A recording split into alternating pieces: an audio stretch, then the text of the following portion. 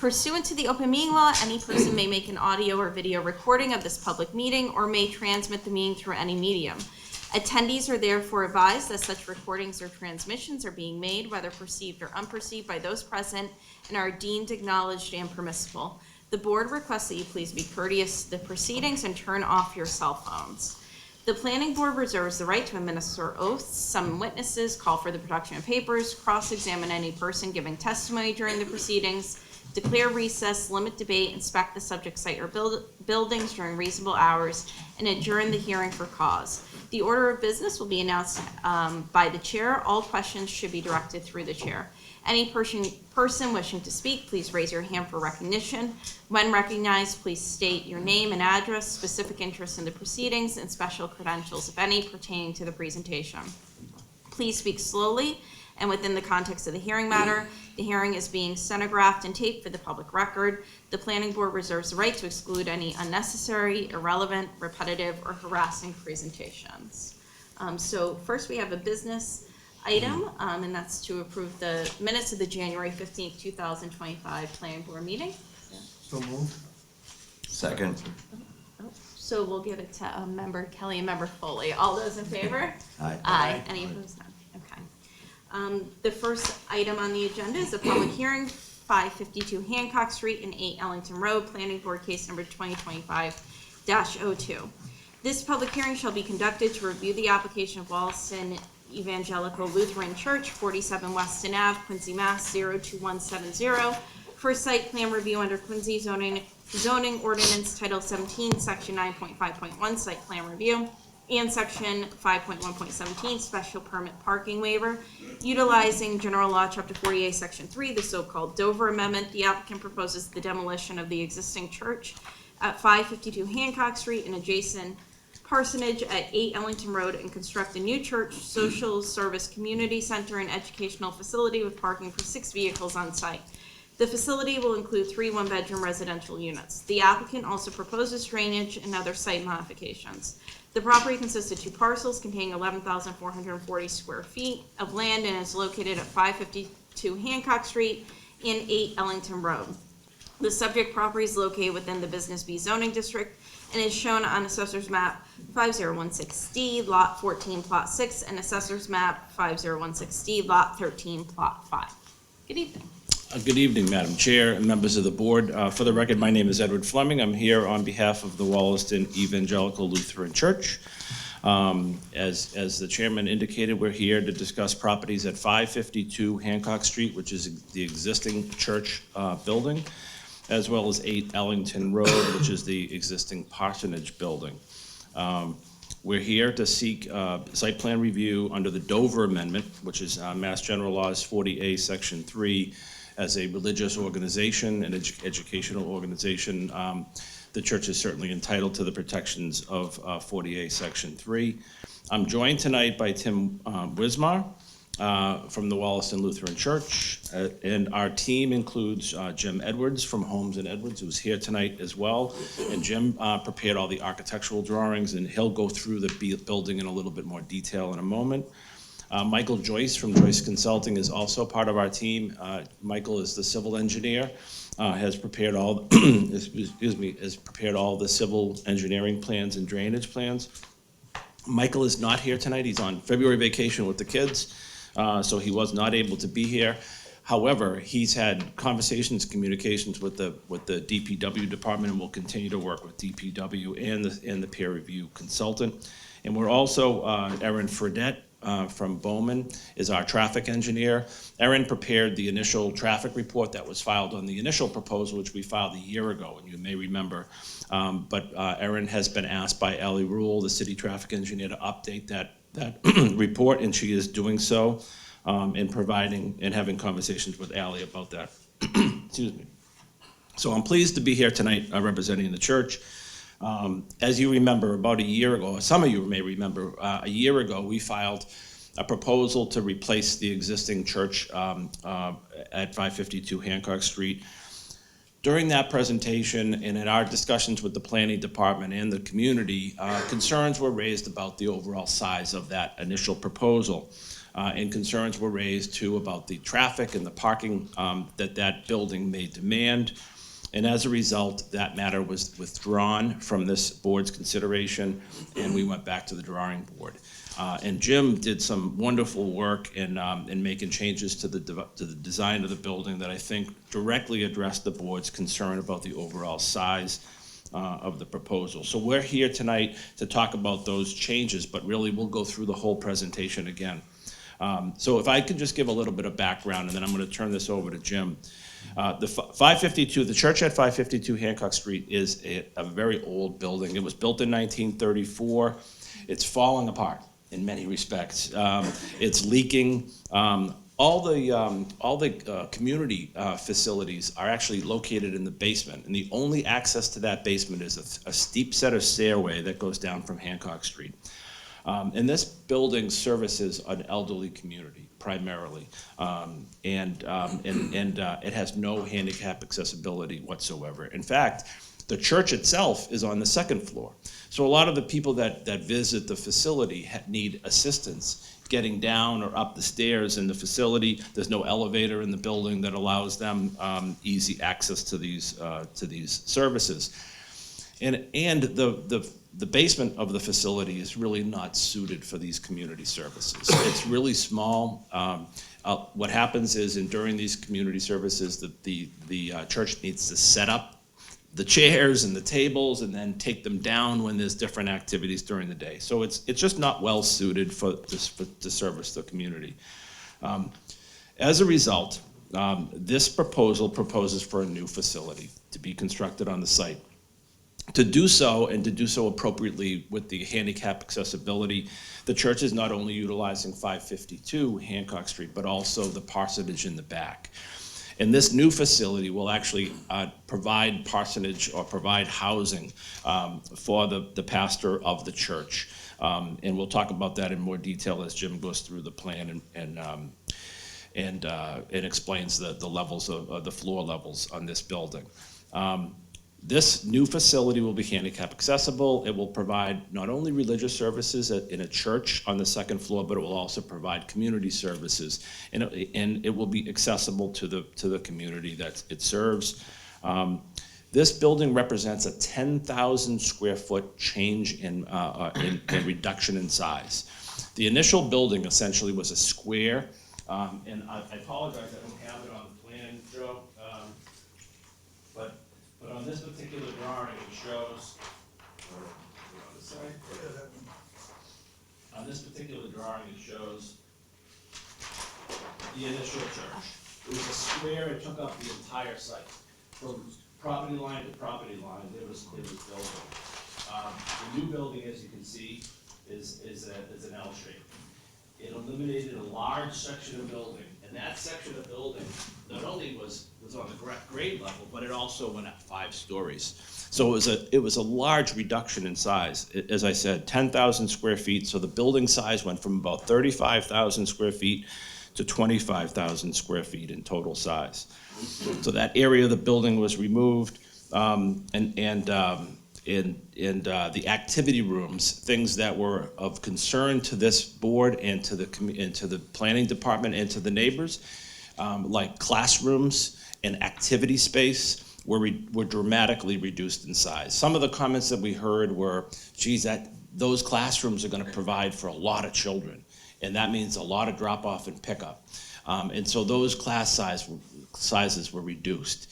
It also provided for a gymnasium on the initial plan, and there was concern about having activities like basketball tournaments and things of that nature that was going to draw in a big crowd of people that would raise potential traffic and parking concerns.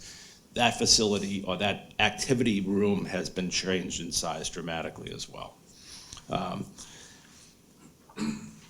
So in addition to that, we also studied opportunities for parking. As I said, Erin Fredette is our traffic engineer, and she's working very closely with Ali Rule, the city traffic engineer. And obviously, they're talking about ways in which they can make this a safer and area to park and drop off children, and a safer pedestrian access to and from this facility. But we've also looked into opportunities to gain parking in other locations. The facility itself provides for 6 parking spaces in that in the open lot area in the back that Jim will talk about in more detail.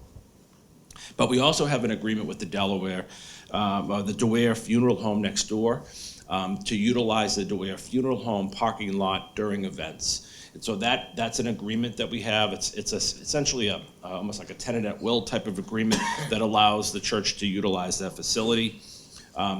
Tim has also talked about utilizing the Fenno House and has explained to me that a lot of the folks that live in the Fenno House are folks that it actually services a community of 62 and older, but it's also a lower income facility that services lower income folks. And very few, if any, of the people in the facility actually own cars. But regardless of that, the Fenno House does provide parking, and that parking is utilized during the course of the week by the employees of the Fenno House. And it has a number of spaces that are vacant and not utilized on the weekend days. So during the busier hours of the church on the weekend days, that Fenno House parking can be made available for folks that are utilizing the church facility. And in addition to that, we've also reached out to the plaza across the street. I actually happen to represent the folks that own the plaza across the street, so I was able to make a contact with folks in that organization.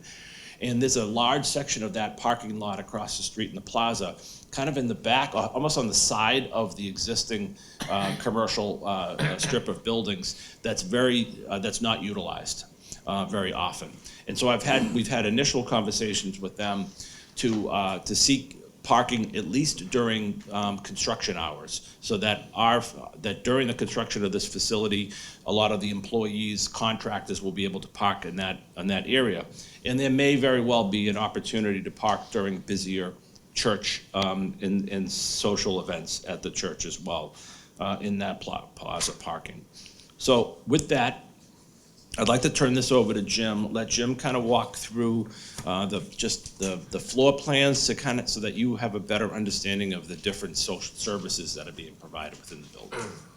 So Joe, if you wanted to skip forward to Jim's site plan, I think it should be colored. Yeah, there. Perfect. Good. Yes, sir. Madam Chair, Chair Lamamby, members of the board. My name is Jim Edwards. I'm with Holmes and Edwards Architects, working with the Wollaston Lutheran Church on the design and redesign of this new facility. Thank you, Mr. Fleming, for that informative introduction. As Ed said, the original proposal was deemed as being too large. It basically did cover up the whole site. The building where it shows parking there, that was a covered space then, because it was the building was full height all the way around the entire site. So in the redesign, we not only reduced the square footage of the building, but we did a number of things with the site. There were comments back when about visibility from Ellington Road as people come out and enter Hancock Street. They were afraid that with the way the building was shown before, that you wouldn't be able to see traffic arriving from Hancock Street from the north heading south. So we did a couple of things. We moved the building back 5 feet from the sidewalk, which we didn't have that space at the beginning. And we also moved the building closer to Fenno House to allow that corner to be opened up a little bit more, to get people who are at the stop sign there be able to get a better view down Hancock Street for oncoming traffic. So that's kind of a description of the site. But as I will also say, it's an 11,000 square foot plus or minus site. The original building was in the 9,000 square foot range as a footprint, a rectangle of 9,000 square feet. This footprint of the new facility is at 6,300 square feet. So there's a dramatic, almost a 30% reduction in the amount of lot coverage with this particular study. So you will also note that the width of the building, the first floor is the church building, that is basically in line with the parking lot of the DeWare Funeral Home, pretty much. And the width of the building in that particular location is almost identical to the width of the existing church building structure that sits on the site at present. They're almost identical. So the mass of the building as it faces Ellington really hasn't changed too much. It's taller certainly, but its frontage is almost identical to what's there now. Okay, and you'll see it in the plans as you move forward. But this existing link here is an existing link currently which connects Fenno House to the existing church basement, and we're going to enhance that connection, but we're going to maintain it certainly so the folks that live at Fenno House can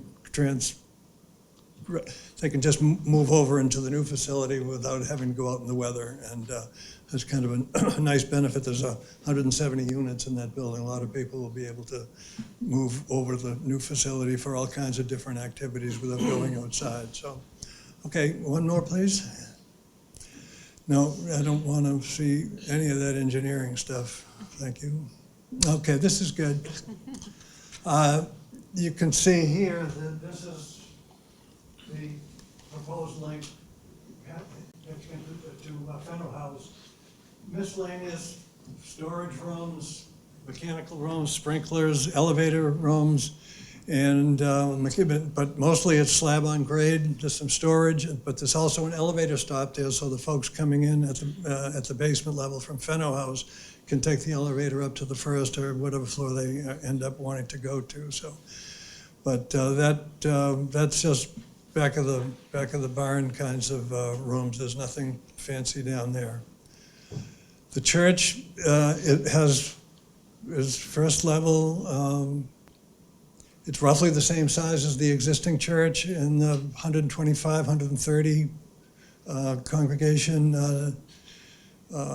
size. Its proportions are pretty much the same as what is there now. You can see, as I just said, the width of it proposed is the same width as what is there now. There's a large gathering space for people, as Pastor Steve Law will greet the congregants coming and going, and then there's toilets and there's a meeting room down at the end of that L-shaped first floor plan. So, and then you can see there's an entrance through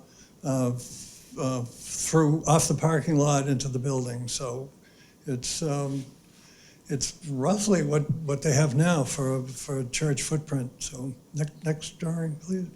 And again, similar to what the existing church facility has, there's a mezzanine level. Obviously, the church, well, I won't say obviously, but the church itself is a two-story space and has a very high ceiling. So in the intermediacy of that ceiling, we've created a mezzanine.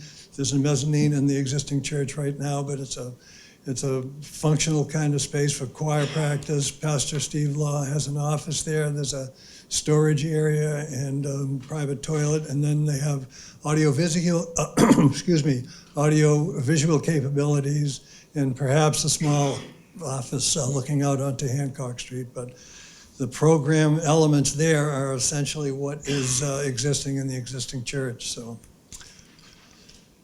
we'll call it level 2. It's level 2 because it's up at a really third floor, but it's because it's a two-story space at the church. It has to be, we're calling it a level 2. So this is basically an activity area. It's got a dining setup and kitchen facilities. The church takes care of feeding many of the congregants on various occasions. They have functions where they might have larger get-togethers, but the original activity area, which was part of the initial proposal, That space there was 5,500 square feet. The space that you see, we're calling it now, that outline in the middle is just what indicates what the size of a badminton court would be. But we've gone from 5,500 square feet to 2,400 square feet. The original footprint of that floor and the original proposal was 9,700 square feet, and the present total area with the gathering space and all is now at 6,192 square feet. So we've reduced that activity level dramatically from the original. The original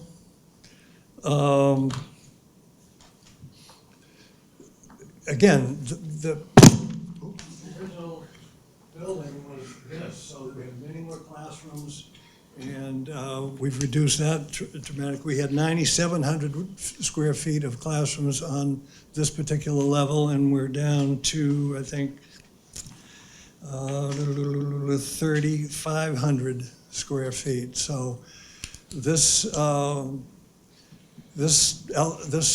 particular story is greatly reduced from what we had originally, but it's the program for the church is well thought out. They're going to have all kinds of English as second language. They'll have history classes. They'll have all kinds of. It's basically after school functions for the kids, and maybe things for adults on the weekends. But it's a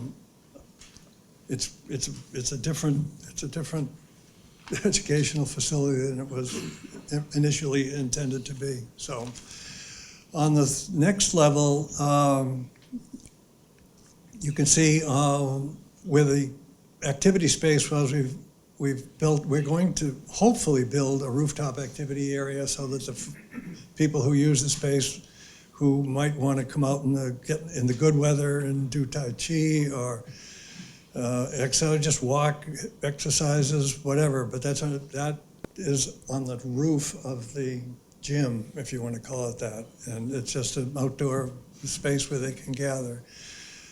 There are 3 dwelling units here, and those might be for seminarians, they might be for graduate students, they are basically for folks associated with the church who may come into the city and do work out in the neighborhoods for whatever reason, that just helping the community, getting to know them, but they wouldn't be able to, as youngsters, they wouldn't be able to get to be able to pay rent in the city. So these would be provided free of charge to people in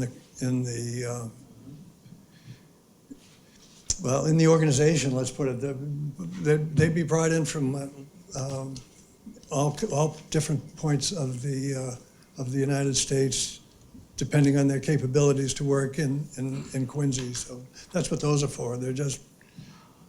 They're not rental units. Just leave it at that. So, and then on the top floor, we have a small chapel for 40 people or so, and a rooftop garden, and that chapel would be probably run simultaneously with the church facilities on the first floor. There might be a different language going on. There might be a different dialect, but they have the communication capabilities to translate things, to send up to a chapel, and it's just a secondary worship space is all it is. So that's,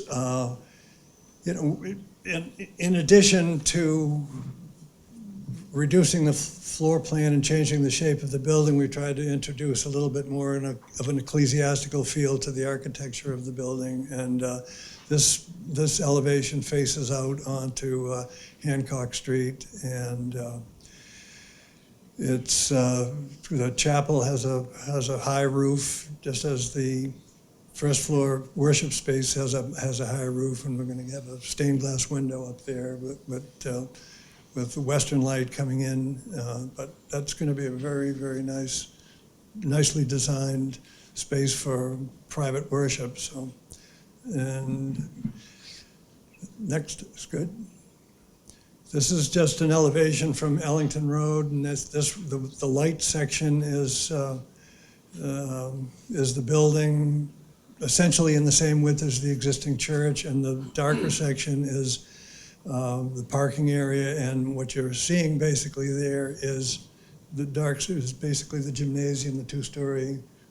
We're calling it activity space gymnasium, and then at the top section, which looks like windows, that's really just kind of protective glazing of some sort to keep people contained within the rooftop activity area. So, yeah, and that's just a rare view of it, of the L. The right, the lights, the white section is the L as it comes out from the building, and the dark space is the main component of the building as it fronts onto Hancock Street. Again, that gives you a three-dimensional view of what's going on. It's going to be metal-clad building, insulated metal panels. We're thinking of a two-tone gray and white, and the Wallaston Lutheran Church has a burgundy color accent that they'd like to interject where it's appropriate. We did the same kind of a thing we helped the church do over Fenner House a few years ago, and we created a color scheme. You can see it on the balcony railings there. It's gray and burgundy, and we're going to try to get this building to kind of team up with it a little bit aesthetically. And same. This is just an aerial view from Hancock Street. So, two things. Thank you for the opportunity to present this tonight with Mr. Fleming, but I also thank the residents who came to the 3 meetings that we've had in this building. The local folks came out. They were always thoughtful. They had good comments. They were considerate. Nobody got too wound up about anything, and they gave us some good feedback. And we're grateful for their part in getting us to a point where we hope this project is ready to fly. So, thank you, one and all. So, Madam Chair, members of the board, I think you've got a good feel for the dramatic changes that have been made to the proposal, and we feel as though this is a church and a community center that really services the local community. Many of the folks, as we talked about, not only come from the Fenno House right next door, but a lot of folks walk from the community, walk and bike from the community. So we anticipate that it really will not have a dramatic impact. And I think the changes, as you can see, from some of the 2-level space, even though the building might appear a little bit larger, the inside area is really not quite as big as even appears from the outside. But the elimination of that back section really not only made a smaller building, but it also opened up the impact or lessened the impact that the building has to the residential uses in the rear. Since our engineers are not here tonight, that essentially is our presentation for tonight's meeting. We had an opportunity through Councilor Minton, who I believe is away this week, and he hosted a neighborhood meeting at the church facility.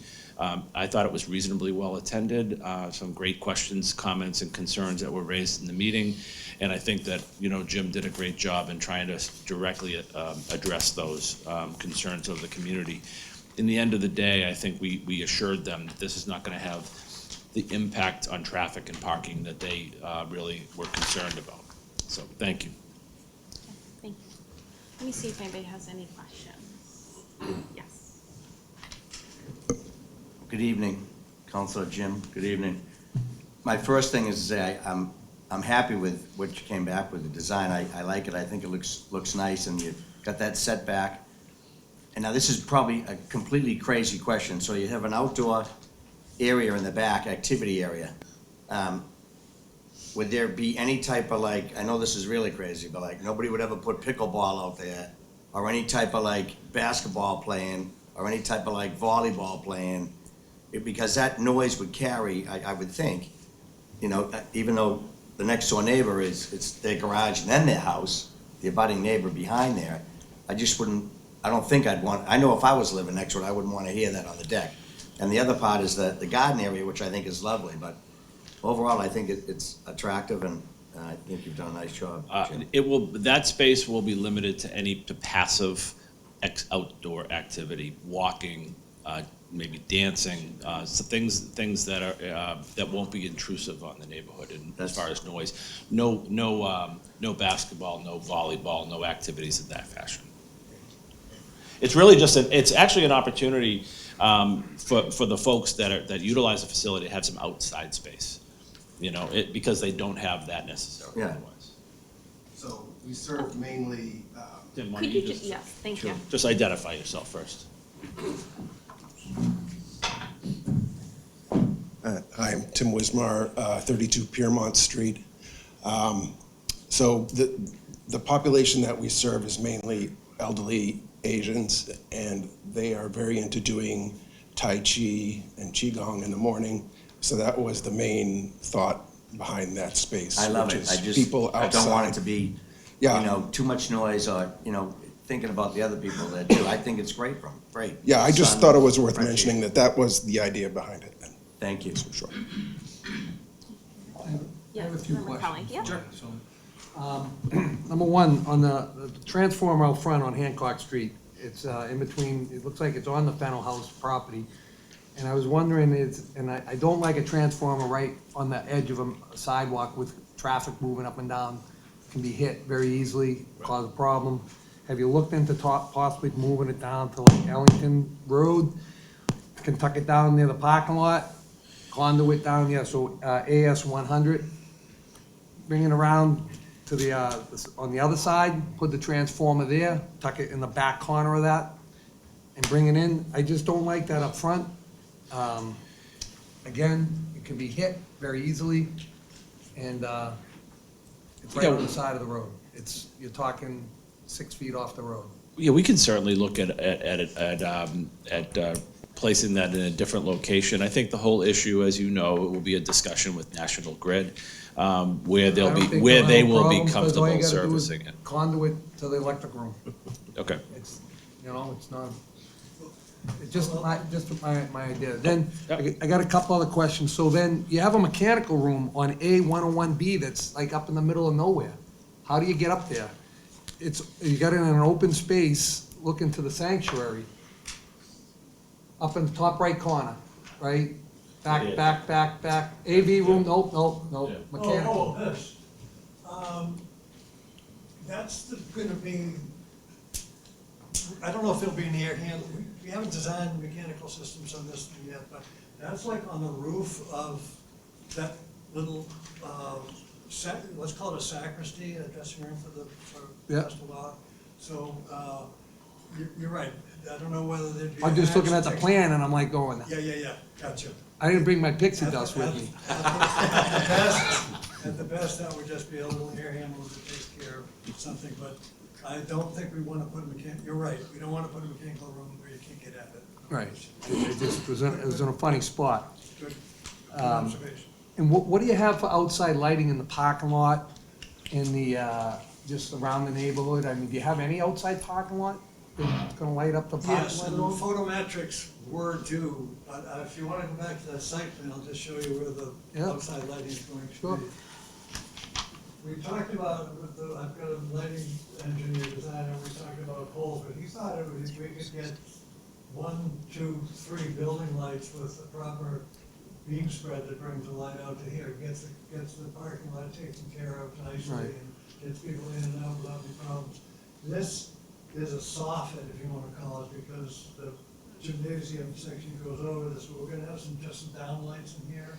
that Recessed lighting facing down or something like that, Exactly. right? And out here, there is a canopy, and we're gonna have some, like 2 or 3 downlights on that, and so that's kind of it. But we will have a photometric study that will show the Yes. board that it will not have any intrusionary effect on 12 Ellington. And then my question regarding outside lighting is the illumination of the 2 crosses.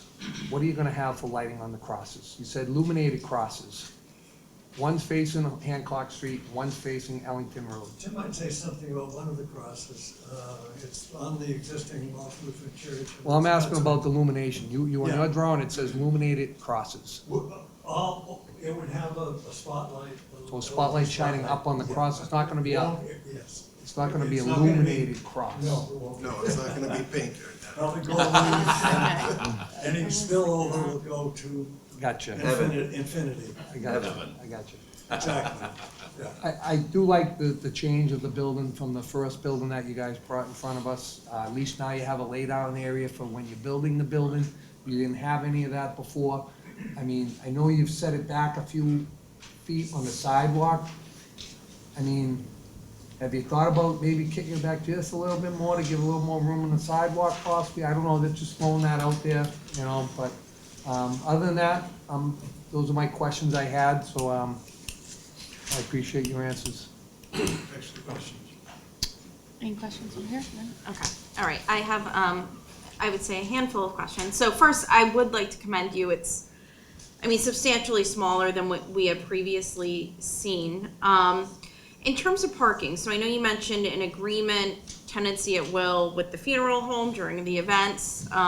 Is that something that's reduced to writing Yes. and that you could submit to the We board? can certainly submit that. Okay, and then just in terms of, I guess, the agreement with the funeral home, you said the Fenno House, maybe the plaza across the street.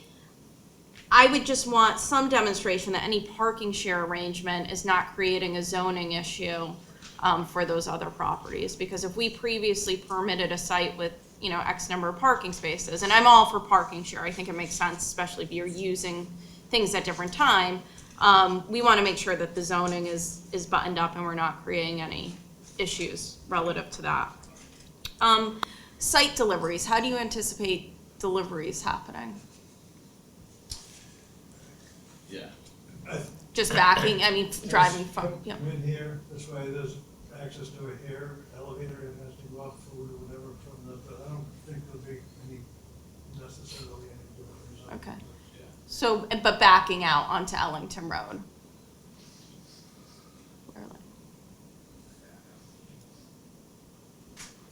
Yeah, Yeah. okay, all right. The biggest type of delivery that we would have would be like an Amazon truck or something like Yeah. that. It would just, we're not running any kind of, Well, UPS truck, ongoing food programming. okay, so, all right. Snow storage on site. Mike Joyce indicated that he had a snow storage plan, and. I think it's within the stormwater management report, but the idea was to utilize the green space on around the parking lot area, this space here in the corner, and along the space, the landscape space, as well. There could also be an agreement in large storm events to remove snow from the parking lot area if at all necessary. Yeah, I mean, I don't see running snow or plowing snow into the arborvitae, that, I don't think that's a solution. No, I know. Yeah, It's yeah. certainly it's certainly piling up the minimal snowfall in the green space within that landscape bed. Michael, I do think identified something in the stormwater Okay. management report. I asked him if he could pull that out so that it could be a little bit more easily accessible for the board. So we can certainly address that at the next meeting. We can certainly have an agreement, as I said, that snow be removed from the site in cases of larger storm events. And that can be just done with a private contractor. Obviously, this will be handled by a private contractor hired by the church. Okay. The trash bins, so I assume you've identified there's not, huge food deliveries or anything like that, although you do have a kitchen. I guess I'm concerned about the location adjacent to the residential property. It's right on the property line. Is that just typical trash bin pickup? Is it doesn't look like dumpsters, but I guess I would like that confirmed. And kind of what is the arrangement there? It's a rolling So like what you would have at a, To bring up to the. okay. Yeah, so I would like to see that relocated, I would say. I mean, it's right on the property boundary. I think, you know, that's, We'll work on that. okay. And then I guess right in that area as well. So I think the green arborvitae are great along the property line. Hopefully you pull in the trash enclosures, but I also think it would be helpful, you stop the trees where the building is. And I don't really think that, Let's continue. yes, thank you. Got it. Let me see.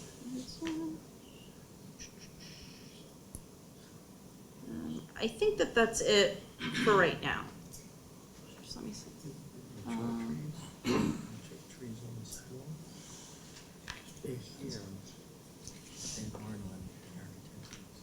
Okay. Mr. Stevens is reminding me, so there's some trees that you said along the sidewalk? The two on the sidewalk on Ellington, I'd noticed it's shown here, but in the architecturals, that wasn't added. Is the intent to try to keep those mature trees right on the sidewalk edge? We're gonna try to keep them. and- Okay. And probably supplement those spatially with some new plantings, but, Well, it looks like they're on the city yeah, sidewalk, right, we're gonna try to keep those. so that's it's just an area of focus. Yeah. Yeah, I think there was a tree on the property, that's gonna be pulled up, and Right. there'll be a new landscaping. Yeah, we Tree. certainly should not interfere at all with the trees that are on the existing public way. And so, but we can look at that to make sure that the other plantings are coordinated with those trees.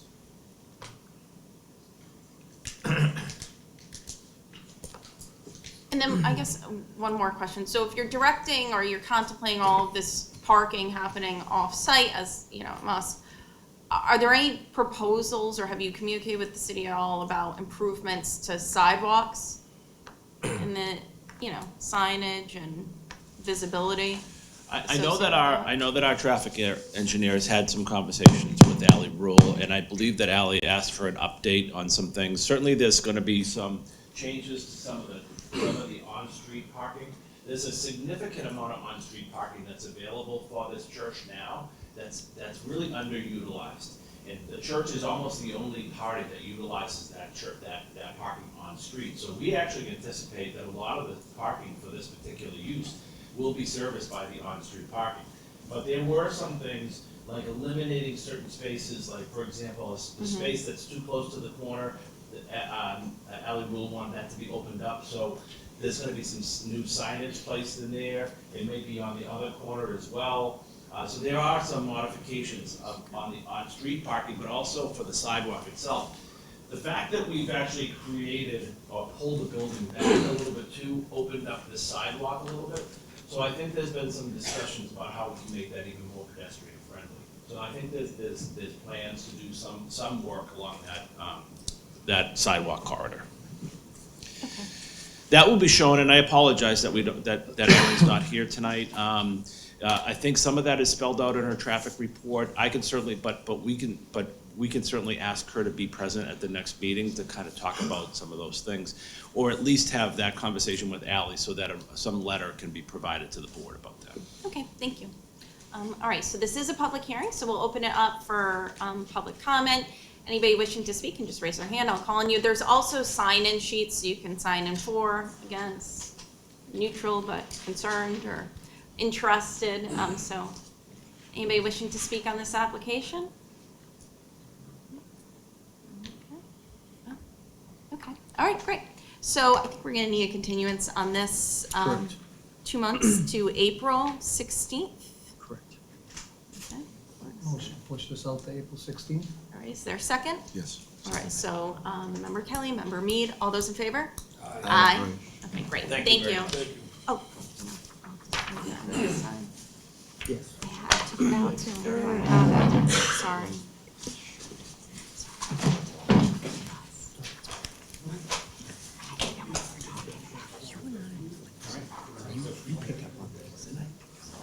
Good.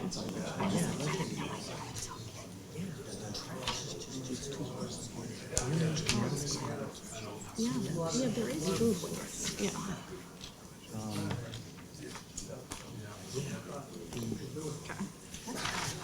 Sorry, I didn't know. Yeah, so I was like, oh, I try not to look. I know, but I didn't know we were talking about it. Yeah, these two trees are there. Oh, yeah. But when you get down on the street, yeah, they can take that Yeah, one. but Yeah, oh, these those two, are nice, yeah, good. beautiful. Yeah. All right, so continuing with our agenda, the next item is public hearing of 42 Lion Street, Planning Board Case Number 2025-03. This public hearing shall be conducted to review the application of 81 Faxon Park Road Realty Trust, 42 Lion Street, Quincy, Mass. 02169 for site plan review under Quincy zoning ordinance Title 17, Section 9.5.1, site plan review, and 5.1.17 parking waiver. The applicant proposes the removal of the existing single-family house and the construction of 3 new single-family houses consisting of 3 floors with garage and exterior parking for a total of 9 spaces. The proposal will also include professionally designed drainage controls and landscaping. The property contains 15,084 square feet of land and is located at 42 Lion Street. The subject property is located within a Residence B zoning district and shown on Assessor's Map 4043, Lot 18, Plot 4. Attorney Fleming. Back again. Thank you, Madam Chair and members of the board. Again, Edward Fleming on behalf of Stephen Bayless, who is the trustee of 81 Faxon Park Road Realty Trust. And as you indicated, the property we're discussing tonight is at 42 Lion Street in West Quincy. It's zone Residence B, so it allows for multifamily style use in this particular site, and because of its size at 15,804 square feet, allows for 3 units to be constructed on site. I actually had conversations with our building inspector, Rob Conlon, and discussed with him about whether or not this particular application would be in compliance as designed and as we'll discuss tonight. And he indicated to me that he was comfortable that it would be in compliance with the zoning. So this proposal is actually in full compliance with zoning, and it requires site plan review under our ordinance because it provides for 3 units or more. In fact, I had discussions with the planning department about whether or not it was necessary to come before the board, and the department asked that we do so because of the nature of the neighborhood, but also because of to appropriately address drainage in the rear of the site. With me tonight is Stephen Bayless, who is the trustee and owner of the property. Brian Donahue is our architect from Donahue Architects, and Jim Burke, who is the civil engineer. And Jim will talk about the civil engineering aspects of this and the drainage that the department raised concerns about. As I indicated, Mr. Bayless is the owner of the property. He owns this property in trust at 42 Lion Street. The property is a 15,804 square foot parcel of land, which is improved by a single family home right now. And that home was built in 1955. Mr. Bayless acquired this property within the past year with the intention of moving forward with the proposal as like this. This 15,000 square, this parcel actually within the neighborhood is the largest parcel in the neighborhood. It's similar to a parcel at 55 Lion Street, which is at the dead end of Lions on the opposite side of the street, which, as you may have seen when you drove in that neighborhood, was a development that was done by the Galvins. The Galvin development did that a number of years ago, and that's zoned the same way. In their development, they developed it with 5 townhouse-style condominiums, kind of side by side. This project is actually a little bit smaller in size. It's instead of 20,000 square feet, which I think the Galvin's is, this is at 15,804. But in designing this proposal, what Mr. Bayless wanted to do was really to keep in mind the residential character of this neighborhood, because a lot of the homes in this neighborhood are single family in nature. So you'll see tonight's proposal really kind of fits into this community, even more so than a multi-family style development. So Mr. Bayless is proposing to remove the existing single-family house and construct 3 new single-family style homes on the site. And although they'll be on one parcel, which qualifies them as multi-units on multiple units, There'll be individual single-family homes, and they'll be serviced by a driveway that will come in off of Lyons, and then it will branch off to the 3 homes on the site. And it will provide for separate driveways, entering to private garages within the single-family homes that will be created on the site. In fact, the size of this proposal is about 150 feet short of allowing for another unit by right. So the 3 units on this site actually fits really well. And you'll see on the site plan, there's a lot of green space. It's a lot of yard will be maintained and will remain on the site. And it won't have a dramatic impact in changing the character of the neighborhood for the homes about it. They'll be very compatible in many respects. They will be 3 stories in height, and they'll provide for garage and a foyer on the first floor and small office, and then the living area will be above the garage with living room, kitchen, master bedroom, and then bedrooms on the higher level. So I'm going to turn this over. Oh, we had an opportunity. I know Councilor Devine is here. And although we didn't have a neighborhood meeting on this, we spoke with Councilor Devine early on in the proposal and with the idea and goal of reaching out. And I know Mr. Bayless had an opportunity to talk to some of the neighbors, but in one neighbor in particular who I believe presented or may have presented a letter and may or may not be here tonight, Mr. O'Donnell. And Mr. O'Donnell actually is the abutting neighbor. And he presented a letter to Steve Bayless and asked Mr. Bayless to consider some modifications of the plans, which we can talk about in a little bit more detail. Minor in nature, things like fencing, removing the cupolas, which were on the roofs of the structures, and you'll see that in a moment. And then maintaining the trees as best we can. And there's a lot of opportunity, I think, on this site to maintain some of the large-scale mature trees on the site to really keep it like it is today. So, having said that, I'd like to turn this over to Brian Donahue. Let Brian kind of walk through the plans in more detail. Thanks, Brian. Good evening, Madam Chair, members of the board. Brian Donahue, Donahue Architects here in Quincy. The first thing I'd like to say is that when we first met with Mr. Bayless, we discussed a number of different options, and as Attorney Fleming mentioned, the site is a couple of hundred square feet short of allowing 4 units, and we had talked about going for the 4, but the decision was made to scale it back, do individual homes instead of townhouse duplexes, and keep it within a single-family character. The site, as Ed mentioned, is 15,804 square feet. It's relatively level in nature. It does drop off in the rear and to the west, which is to the left, if you can see the north arrow. Mr. Bayless has already removed the single-family home, so the site is barren right now. And what we would note, and when we get to the next drawing, if we can show the proposed layout, it's upside down from what the original drawing you just looked at. So Lion Street is on the bottom. The trees that are noted on the back rear property line are existing fairly significant sized trees, and you can see that our new buildings are not going to impact them at all. There is one fairly significant tree on the Lion Street side next to the right corner.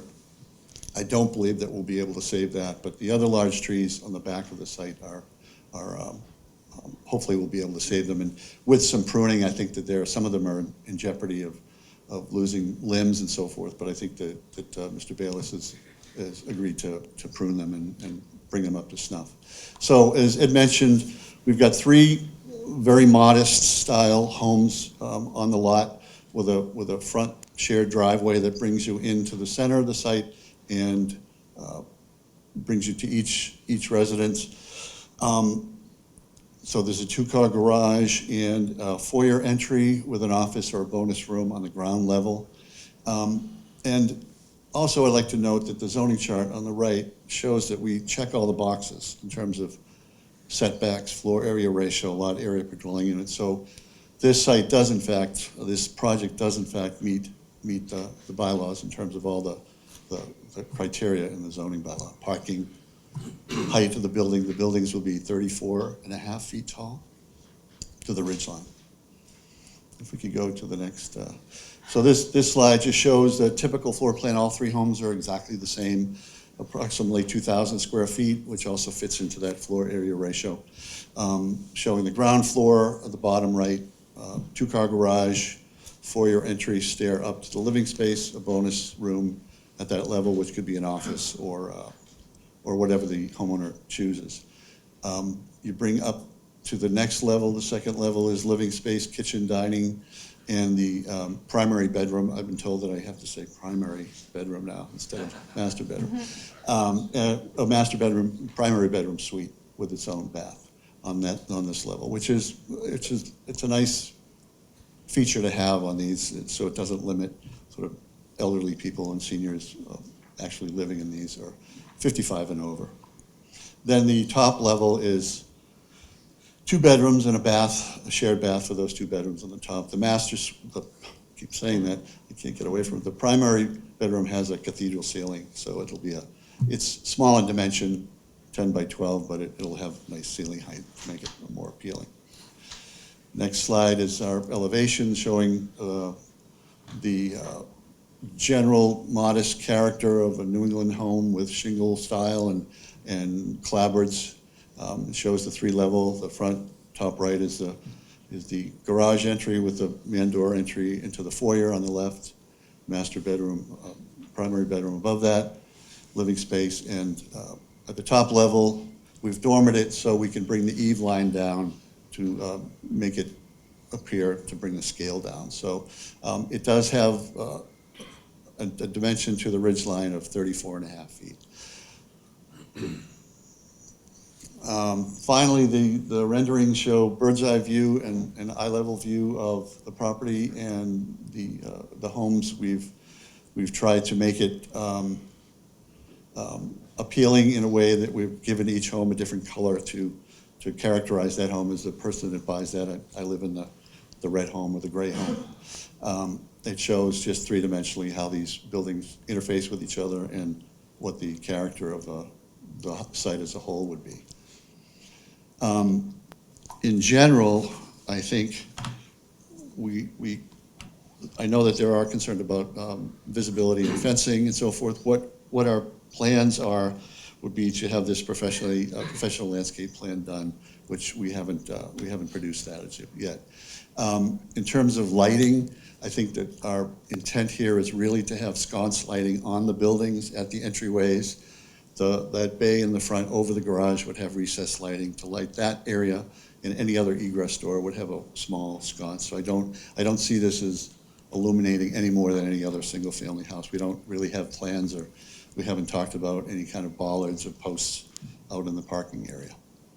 So with that, I can pass it on to Jim Burke, who is going to talk about the drainage.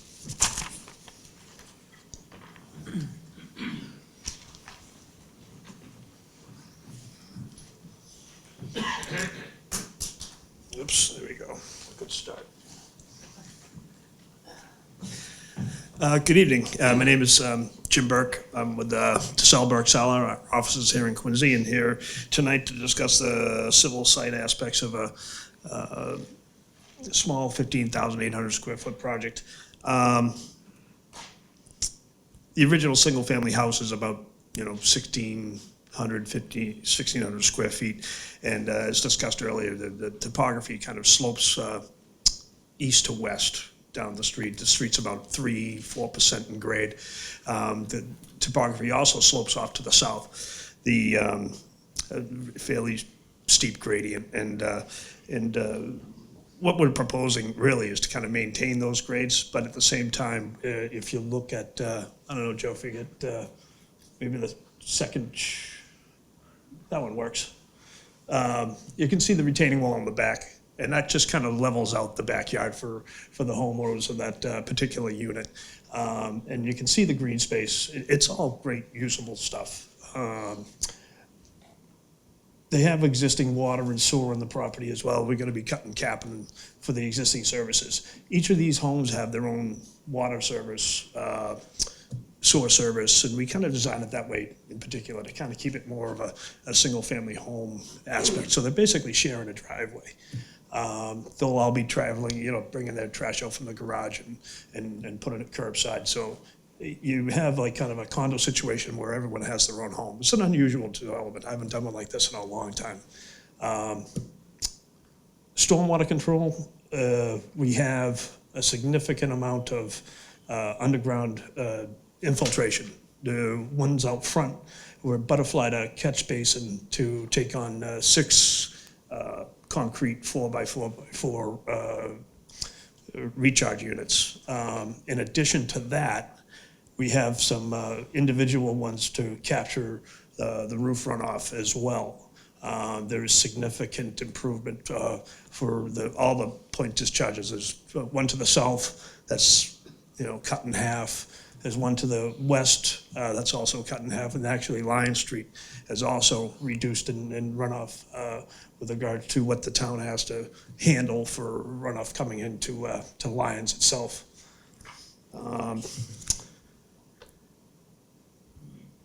The driveway itself is 22 feet.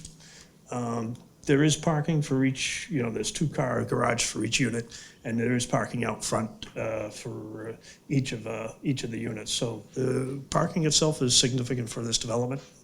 I would imagine, with a 22-foot wide drive, maybe on Saturdays they can, sneak the parking on the edge and, sneak home and at 9 o'clock at night and take off. But like I said, it's operates nice. So if you have any questions, I'd be glad to answer them. Okay. Thanks.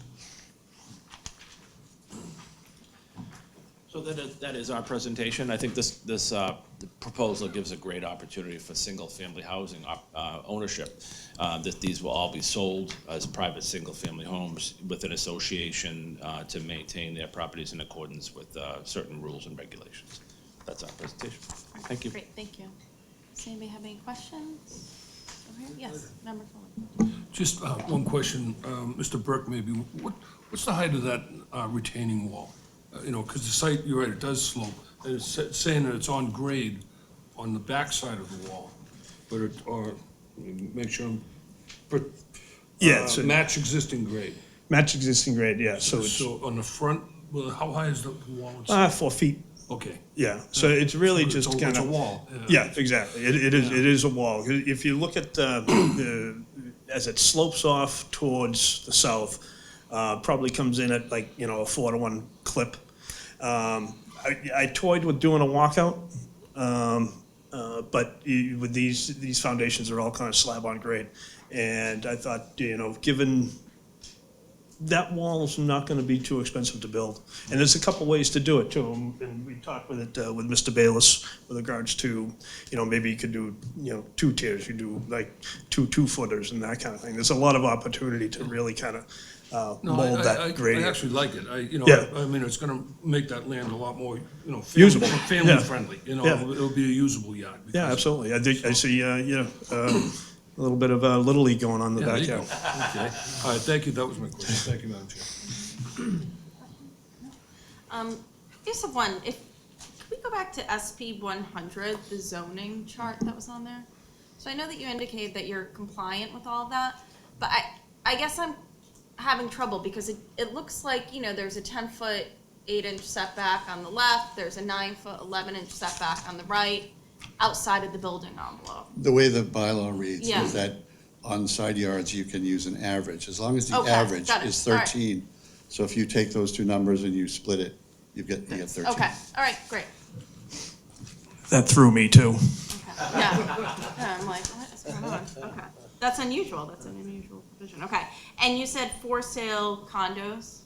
For sale. Okay, and limited common area designation is the idea to kind of create, Yeah, they'll Lots be out of very that? limited, very Yes. limited. I think mostly just the driveway, primarily. Okay. And maybe designate some exterior space that each home can kind of utilize for their own private use. okay. And then are you going to remove the cupolas? I know you mentioned somebody was interested in that, I just didn't know if a decision Yeah, had been that made was a on that. letter from our neighbor. and Yes. If that's the preference of the board to do so, we're certainly willing to do so. I thought they were nice. What's the top height of those cupolas? Or the elevation? Well, Depends, right? again, the bylaw doesn't include those in your Yeah. height measurement. Yeah, I'm But just those are wondering. just a couple of feet, and believe me, there's not gonna be any feelings hurt if we have to remove Yeah. those from the buildings. It's just a stylistic element. And I think Mr. O'Donnell's point was that it looked a little bit out of character in the neighborhood, maybe. Although I thought it was kind of an interesting feature, but we could certainly remove them if that's the preference. I don't know if I have any sort of preference. I was just wondering if a decision. had Yeah, we been- want to work with our neighbor. Okay, great. Thank you. So this is a public hearing, so we'll open it up to public comment. If anybody would like to speak on this application, sir. Yeah. And while you come up, I'll just inform everybody, there are sign-in sheets, so you can sign in along the window as well. Ron Petnelli, 9 Hopedale Street. I live in the top left-hand corner of this picture. This is just me fooling around on my phone, but this is approximately the view that we will have of a 3-story building without a cupola. This is only one of the buildings. The other one on the left will be similar as well, and then the one on the right, walked by that monster in the middle. This is the view that I have. And the slope in the back, I mean, you can see my fence dipping down, is the slope in the back that they're saying is not that much. They're gonna cover with a 4-foot wall. So, I want to speak to the fact that, that someone's gonna come in and change the very fabric of the neighborhood. And I heard America the Beautiful, as they're talking about at the beginning, how they wanted to fit it in with single-family houses, but there's single-family 3-story houses all on a lot that had a 1-story bungalow. That's changing what our neighborhood looked like. That's not keeping the same neighborhood. We just want to be considered. I'm so glad that Mr. Fleming mentioned the Galvin project down at the end of the street, because we had issues back then, and Galvin came in with a beautiful plan. And their buildings are, 2 stories high, and they fit in with the neighborhood. There's nothing, astronomically giant compared to what this is going to be. I don't know what else to say. I mean, it's going to be, we've been there, it'll be 29 years this year. I hoped to retire to my property and be able to sit there, and now I'm going to be looking at Somerville South. And nothing wrong with Somerville, but I didn't choose to live there.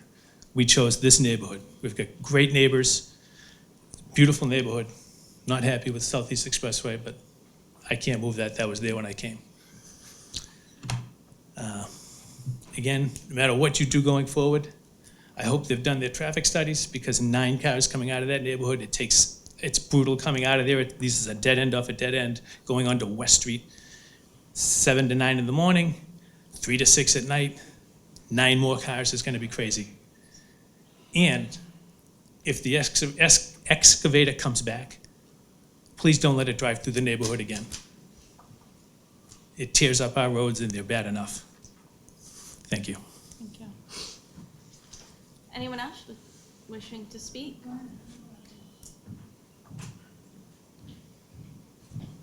I'm Joan Falvey. I live at 45 Lion Street. I'm about where the ST&R is, the street down the bottom. So I'm just trying to understand where the driveway is actually going to ingress and egress, because I don't want the lights coming right into my living room window. Also, I'm curious about the wall, which we talked about the back, but in the renderings, there is a wall out in front. So I'm trying to understand, what kind of a wall? Is it Teco block, and how tall is it? And there's a fence that's also noted on the renderings. And does it go all the way around the property, or are we just talking about the one in the back? And I know I heard it was a 22-foot wide driveway, but again, I'm just trying to understand where it comes relative to the 2 properties across the street. I'm on the right, the Scarnisis are on the left, and the civil drawings are wrong. They're mismatched. So, that's it. Okay, great. Thank you. I'll open it up after, so you guys can answer. Anyone else? Yes.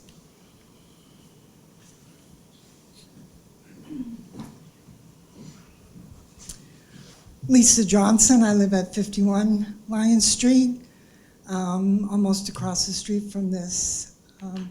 And I agree with Mr. Pettinelli. This is taking a single lot that had a single-story home, bungalow home, and putting 3 monster houses. It's changing the look of the neighborhood, changing the feel of the neighborhood. We all have single-family homes, and putting these 3 monster, 3-story homes is going to change our neighborhood. It's going to increase the traffic of a dead end, well, you can't call it dead end anymore, that's not politically correct. It's just changing, going to change the neighborhood significantly. And I am definitely taking a lot and putting 3 monster homes on it is against what I feel is going to change our neighborhood. Thank you. Thank you. Anyone else wishing to speak on this application? Sir.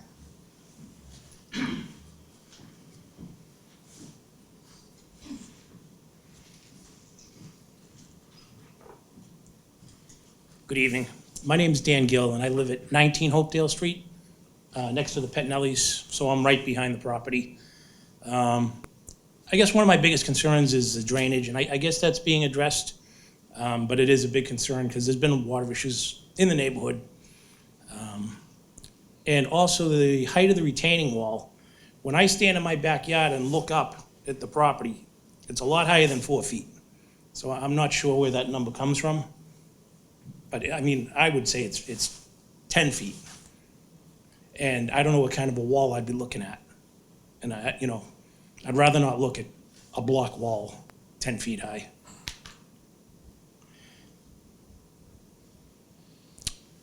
And I mean, I'm sure the landscape will be taken care of. The trees out there are in rough shape now. That's, I'm sure that would all be worked out. And that's probably my biggest concern. And I think the cupolas are a nice touch, honestly.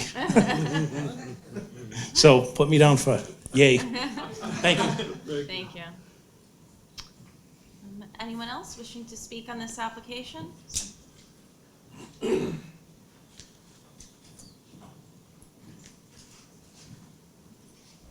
Lorenzo Scarnisi, I live at 41 Lyons, which is directly across from the project.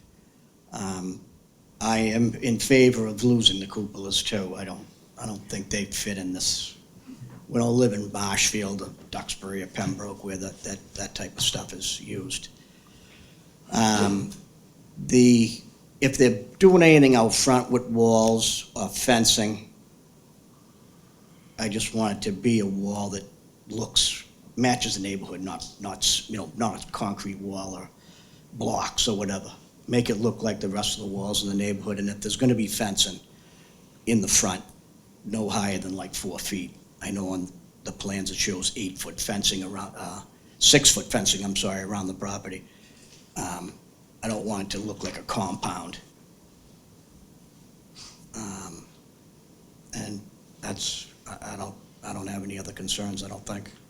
Other than that, I mean, I would prefer to have 2 houses instead of 3, but I mean, that's what they're gonna build. We'll make it work. Thank you. Can I ask you a question? Sure. So you said that you live directly across the street from it. Yep. And another resident said she lives directly across the street from it. Who lives right across from where the driveway's gonna be? We don't know. Well, both of us, but we're trying to understand where the driveway exits. It's right in the middle of the Yeah, I property. mean, my driveway's probably right here. And that's, my house is here with the driveway. And then her house is here with the driveway over here. So if your driveway is opposite their driveway and the car comes out, the lights are not shining inside of your house, are they? Not into my house, no. And is there a house, I mean, where the existing house used to be in the center roughly? Yeah. I don't know where the driveway was, left or right, but did it shine into people's Their houses? existing driveway was here, which, yes, shined right into my house. That used to shine into your house. Now it won't be shining into your house. it'll probably be shining probably the corner of my house and my driveway, but it won't be, yeah, it won't be shining. I'm just trying to, thank you. Yeah. I just didn't know what was shining. Sure. Right. Don't back up. Get you. Go ahead. Oh, my God. Larry's right, but just to understand, there's a slope on the street, and I'm in a single-story home, and the Scarnices have a taller house, so that's but just for note, so the street goes down from left to right, and I'm on the single-story house, so that's why I'm asking about the lights, and I'm answering. Make sense? I'm not picking on you. No, you can pick on me, I'm fine. I'm good with all I'm that. not trying to pick on anybody. I Right. just want to know where the light's shining, that's all. And just for context, I know you see a lot of these development requests, but just know that the house that was there burnt down. And the neighbors that are here tonight all witnessed that. So we're vested in this, and we really care what goes there. And I'm not in favor of the cupolas. So thanks for listening. Thank you. Anyone else wishing to speak on this application at this time? Okay, yep. one more thing. Yep, you just have to come up if you're going to speak. It's spotlights, I think. If they would just smush down, take out more of that green space that they're raving about, but it's the blue space we're losing. None of us are gonna see the sky with those tall buildings. So if they could stretch them out a little on all the sides, it would fit more like the Galvin residences down in the corner, and we'd welcome 3 new neighbors. Well, at least I would. And a lot of those living spaces as they are now, with the decks where they are now, are looking into our properties. Like where I wanted to be sitting out on my patio. I'm gonna be waving to neighbors, hopefully with all 5 fingers. Anyone else wishing to speak on this at this time? No? Okay, so we do have one comment letter that was submitted from Matthew O'Donnell, 34 Lions Street. Dear Planning Board, I am writing this letter as a direct abutter on the east parcel boundary since 2018 in support of the proposed development at 42 Lions Street. I have spoken with the applicant on several occasions and expressed my general support for the project as long as it fits within current zoning standards. While I am in support, I have several comments to the proposal which I would like entered into the record. I understand that the project meets nearly all zoning requirements, but in the spirit of being a good neighbor, I would like these comments to be considered on the final plans. 1, fencing. If a fence is to be constructed around the property, I would ask that it replaces the existing wooden chain link fence currently constructed instead of being built up against it. If the applicant intends to construct a fence on the front of the property along Lion Street, I ask that he reconsider a 6-foot privacy fence in favor of something more aesthetically pleasing, such as a shorter picket fence or no fence in the front at all. Trees, that any vegetation, overgrown, dying trees be removed around the perimeter of the property and replaced with proper landscaping. There is a section on the east side of the subject property that is very overgrown and unsightly from the corner of the driveway entrance to the rear of the property that should be cleaned up. Cupola. Removal of the cupola shown in the architectural drawings. I do not believe this architectural detail enhances the aesthetic value of the project and believe it would stick out in the neighborhood. The proposal is already 3 stories and do not wish to seek additional height from cupola. While I am no longer a resident of the city, I intend to hold my property on Lion Street for decades to come and want to be sure the fabric of the neighborhood is preserved. Thank you for allowing me the opportunity to provide comments on the proposal. So I will open it back to you, Attorney Fleming. Just, I don't know if you want to respond to any. Oh, excuse me. I'm sorry, Counselor Devine. Sorry about that. I didn't know if it was asking for people last or me. James Devine, 117 Cross Street. We did have a very loose neighborhood meeting on a Sunday with the neighbors. Most of them got up and expressed their stuff, their concerns. This is it's a pretty tight neighborhood. When I heard that there was plans to be putting these units in, I immediately said, you have some very great neighbors that love their neighborhood. They've been living there for a long time, 30 years, probably, maybe some even more. They expressed the problem of possible water. One person, he says he has a dry basement now, but he's concerned. So I know that we've talked about the water that way, but it's definitely an issue. But as this being it is a neighborhood street, the Galvin's project at the end Don't quote me, but I believe it was actually Furnace Brook Parkway address that was converted into that. So all those other houses, they've all been single-family houses, or maybe possibly two families, but it's one of those dying neighborhoods that we have. So I'd just like to let you know that some of the neighbors, they do have issues with the amount on the property, big issues. And a lot of the neighborhoods, we don't want to see them go away. So I hope that you take the neighbors' opinions and weigh it out as much as possible. Okay? Thank you. Thank you. Are you for the cupolas or against? No comment. All right, Attorney Fleming, I don't know if you want to respond to some of the questions. Type of wall, type of fence, if any decisions have been made, location of driveway relative to across the street. I think the height of the retaining wall was 4 feet, Jim had said earlier, but just some of those questions. Yeah, we certainly want to work with the neighborhood, and now that we've heard their concerns, I think what I can do is I can speak with my client, and we can come up with some better designs on issues related to the wall, issues related to any fencing. We could talk with the neighbors and maybe meet at the site to show them where the location of the driveway will be and how it may impact them for issues related to lighting, for vehicles that may be coming out of the driveway. So we'll address that. I think the best way, honestly, for us to address it is between now and the next meeting, to actually go to the site and talk with folks at the site. It sounded like Councilor Devine had the opportunity to have like a local a neighborhood meeting, so maybe we can follow up and do that same thing again. We certainly hear their concerns. All I can say to everybody, and I think that, and I want everybody to understand that when Steve Bayless came into the neighborhood, he wanted to do a development in full compliance with the zoning. So he's not asking for any zoning relief here. So the 3 stories is actually allowed under the Residence B zoning. But we heard your comments and concerns. I think that the best thing we can do is maybe meet right at the site with some of the neighbors. I would just offer, you do have green area, open space to play with. You're 5 times what's required. Right. So, the thought of maybe dropping down the height, expanding the footprint to some extent, might, be. That's something we can certainly look at. I'm not saying, I'd love to see the green space, but, there was a concern about the towering nature, the height of these structures. That seemed to be a repeated expressed concern. I heard that loud and clear from Mr. Pagnelli, and we certainly want to be responsive. So, and Steve, like I said, Steve came in here trying not to jam anything into the neighborhood, not to ask for any zoning relief at all. And now that he's heard these comments, I think we can have follow-up conversation. Thank you. Thank you. All right, so I think we're looking to continue this to April 16th as well. All right, so is there a motion to continue? Motion to continue to April 15th? 16. 16. Okay, so that was Member Kelly and Member Mead. All those in favor? Aye. Opposed? None. Thank you again. Thank you. Thank you, everybody, for coming, too. Thank you.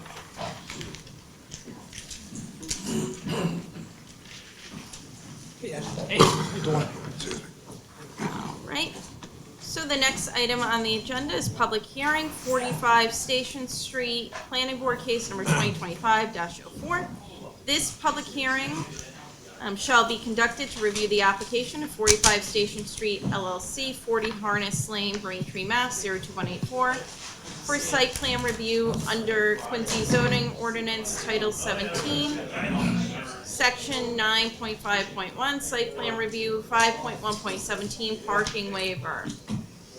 The applicant proposes the removal of the existing single-family home and the construction of 5 new townhouses along with 12 parking spaces.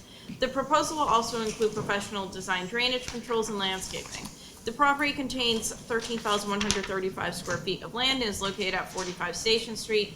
The subject property is located within a Residence B zoning district and shown on Assessor's Map 4029, lots 5, lot 12. Good evening. Good evening, Madam Chair, members of the board. My name is Patrick Foley, business address 265 Willard Street in Quincy. I'm the attorney for the project here tonight. I'm joined here tonight with Arthur Chu, who's our architect, and Chi Man, who's our civil engineer. The property we're here to discuss tonight is 45 Station Street, which is located in the residential B zoning district of the city of Quincy. currently on this 13,135 square foot lot is a single-family home. I want to preface my presentation by saying that this project will still need to go through the zoning board to be granted all the appropriate variances that we'll be seeking.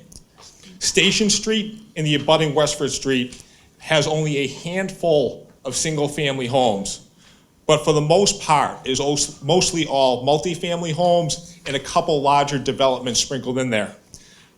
This street is right off of Center Street. It's a great location. You're about 2 minutes from having access to 95 and 128. 2 minutes from being able to go on 93 North, and then also having access to Route 3 South as well. I also want to mention you're less than a mile away from the train station as well. As you can see right here, get this clicker going.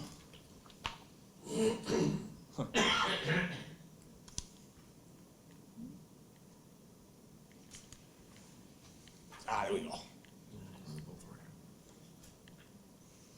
As you can see right here, this is the current property that's there right now. It is a single-family home on a 13,135 square foot lot. What the applicant is proposing to do here tonight is they are seeking to replace this and improve the property with 5 townhouse-style homes with 12 parking spots. These will be condos, owner-occupied, run by a homeowners association, better known as an HOA. Each unit in this building will pretty much all be the same. There'll be roughly between 1,950 square feet inside the units, 2 bed, 2 baths. The way the project is designed today, construction would probably take roughly between 9 to 12 months to complete. Like I mentioned earlier, Station Street is mostly all multifamily homes, as well as a few development projects in there as well. This right here is right next door. This is 55 Station Street. 55 Station Street, like what we're seeking here tonight, is also a 5-unit complex. The only difference is this 5-unit complex right here is about 10,640 square feet. So we're roughly about 2,500 square feet bigger than what's directly right next door to us. Also, we have 12 parking spots. I believe they have about 9 on their lot as well. So right here, further down the street, probably about another 35 to 40 yards, that's 71 Station Street. That's 24 units, and that's on roughly 20,000 square feet. So we're offering a better parking ratio and a better lot area per dwelling unit ratio than what's there right now. Then as you go there, Westford Street, it's the hill immediately in front of the house right there. So if you go 40 yards up the hill right there, that's another 12 units up there as well. And the point I'm trying to make here by going over all these projects in the neighborhood is that, this fits into the character of the neighborhood. We're not looking to do anything that hasn't been done in this neighborhood before. I also want to point out that we have a daycare center directly abutting us to the other side as well. And I think I failed to mention, this is a dead-end street when you get down towards our end of Station Street. And I think it's important to mention that because I think being on a dead-end street, we're going to have minimal impact on traffic. Center Street's a very busy street, and anyone that's from the city of Quincy knows a lot of those side streets off of Center Street are very popular cut-through streets. This here, obviously being a dead end, cannot be cut through. So the only people coming up and down the street are people that have to be down here. People that live down here or people that are visiting somebody on here. Just want to go over the architect plans right here. Let me switch over to them. Right there, you can see our design of our building right there, and that's with the current property right there that we already went over. As you can see right here, this is our building. So if you're coming off Center Street down Station Street, you'll enter the property right there to the right-hand side. And as you see right there, that's how the buildings are all going to be structured. 1, 2, 3, 4, 5, right down the line. Each property is going to have garage parking for 1 spot. They'll give us 5 spots. And then you'll see right here as well, there's 7 additional spots on the outside, giving us 12 spots altogether, satisfying the 11.25 zoning requirement for parking in residential B.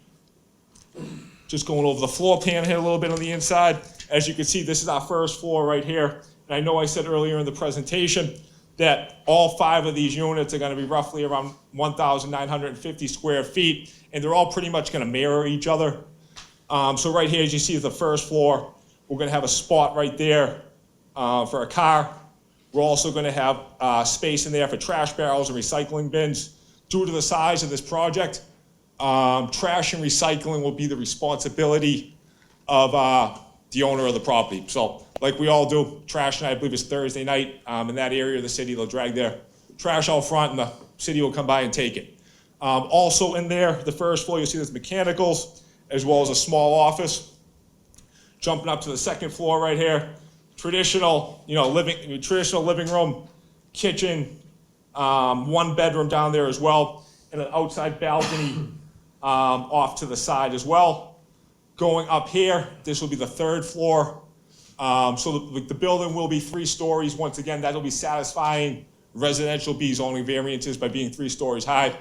Up here, you'll have a primary bedroom and another bedroom as well, giving us 3 bedrooms total for the layout. Switching over here. These are the front and side elevations of the building. As you can see right here, it's 31 feet high. Again, satisfying the residential B zoning requirement for height. Also, we have some shingles up there as well. Let me see right there, my eyes. We have dormers as well, and we're gonna have fiber cement boarding and siding, as well as a metal roof as well. Skipping over here to the front of the, because the layout's gonna be, the side of the building looks like a traditional, front. We'll have our front door right there. We'll also have our garage door that I already mentioned as well right there. Again, 3 stories high.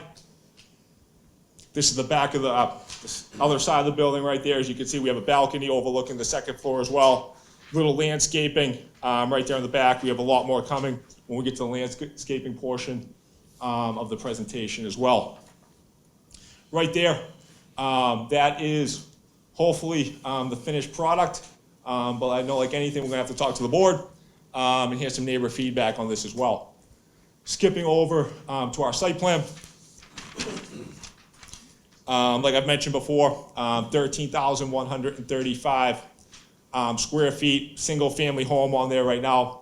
We weren't able to get a lighting plan in. Just wanna hop over here really fast and just tell you we're gonna have 3 light poles right in the parking area, just going down, basically all spaced out, to provide some much needed lighting for that area. Anybody that's down there knows that when you go down that Station Street, especially the dead end area there, it get very dark down there at night. So we want to provide some much needed lighting, especially in the parking area as well. We're going to have a 6-foot vinyl fence, basically U-shaped, going around the perimeter of the property. And then outside that, we're going to have a cement retaining wall as well. We're going to have an underground infiltration system. I'm going to have Chia come up. He's going to talk about the infiltration system and the drainage as well. Going through right here.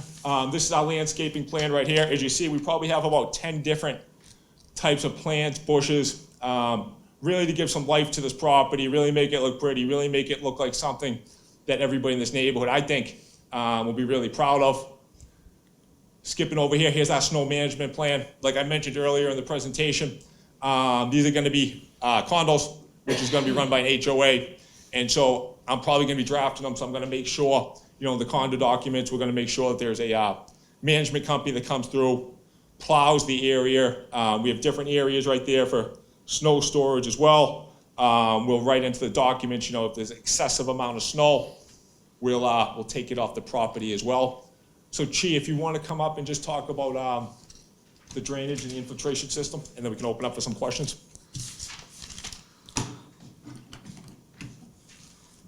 Good evening. For the record, my name is Jim. I'm from Hardiman Design Group. So the site itself is basically a big slope coming down from Station Street towards the back, from south to north. So, and the existing condition, the entire site basically drain downhill towards the back of the properties. When we do the grading of this site because we have a residential unit and the parking lot come in. So we are raising the grade on the existing site.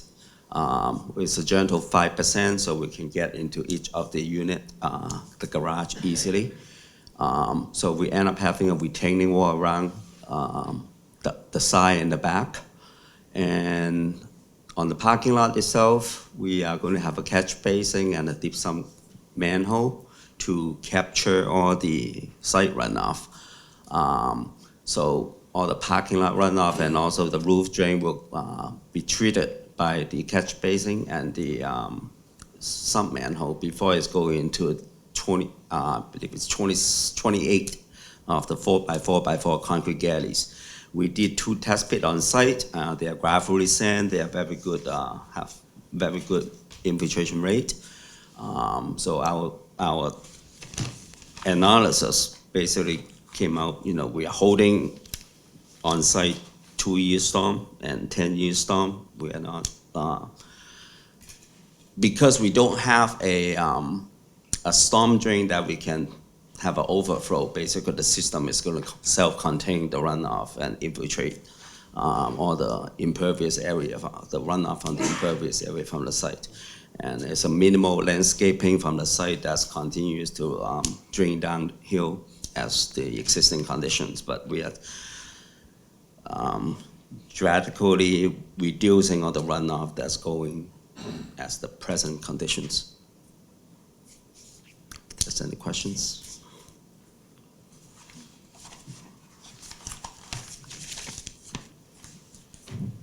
Is that everything? Okay. Let me see if anybody has questions for the team as a whole. So, I just had a couple questions. Yeah. So, are we gonna be putting electric charging stations in these?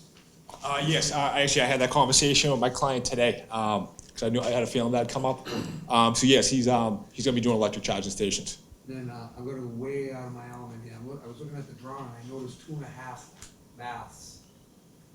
So you have 1 full bath and then 2 half baths. You're gonna have 3 units and only have 1 bath. Could you repeat that? So the bathrooms. Yes. You have one full bath Yeah, and then 2 half baths, yes, right? yeah, For 3 units. yeah. Yeah, but I'll talk, I know we're gonna have a little And then, I break gotta be between. honest with you, Counselor, I think it's too big for the lot. I think, 4 would fit better in that lot. That's just me, I think 5's a lot for that lot. That's all I have. Okay, thank you. Any questions? Yeah.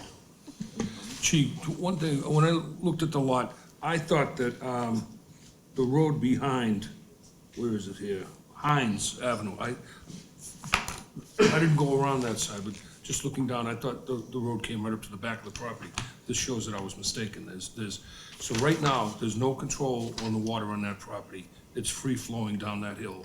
That's To correct. those other properties behind. That's correct, directly. That's a tough situation for those people down there. Well, that's why we have a huge infiltration system, because Yep, I saw that. I we saw that. cannot have overflow directly into our neighbor. We don't have a pipe on the street that we can. Yeah, tie and the that's, overflow visually, into. when I looked down, I thought that the road behind continued.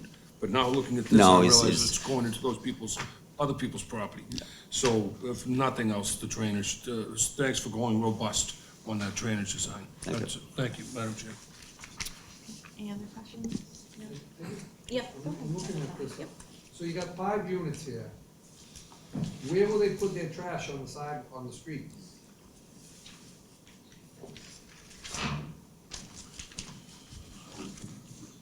So your question is where are they gonna put their, Yeah, where are they gonna put their barrels, their trash barrels? yeah, it's, that's something that I have to discuss with our team. Just look at it. And just really lay that out a lot better. We should have done a better job of pointing that out. We will. We'll get a plan for You're that. gonna have roughly 10 barrels, right? Yes. 2 per unit. Maybe 15 if you have recycling. I think 15 is a little aggressive. Well, you got 3-bedroom houses. Could we Good. just go back to the site plan? Sorry, just so we could see at that point. Thank you. I know I live with 2 people, and I usually have 2 barrels. and- Is it Kim site plan?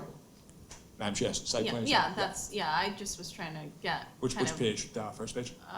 well, I just wanted to see, no, not the cover. I just wanted to see kind of the intersection with the street and the proposed, Landscape plan? landscape plan would probably, yeah, be great.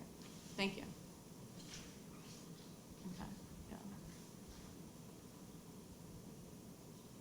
All right, that's just a Well, question. the transformers we've run into in the fronts, I don't know if I would call for that or not, and then the mailbox. Kiosks for mailboxes go in the front too? I'm sorry, I just was After we're on the commenting, plans. transformers and then like mailboxes. The mailboxes? On the plans.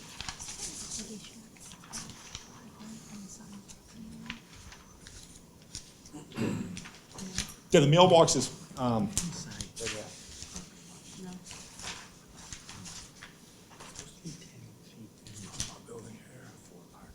imagine they'll set something up, see the front of our building right here, something right in here.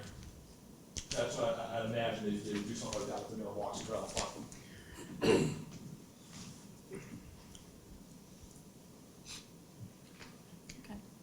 Kim, can I, Oh, yes, to yeah.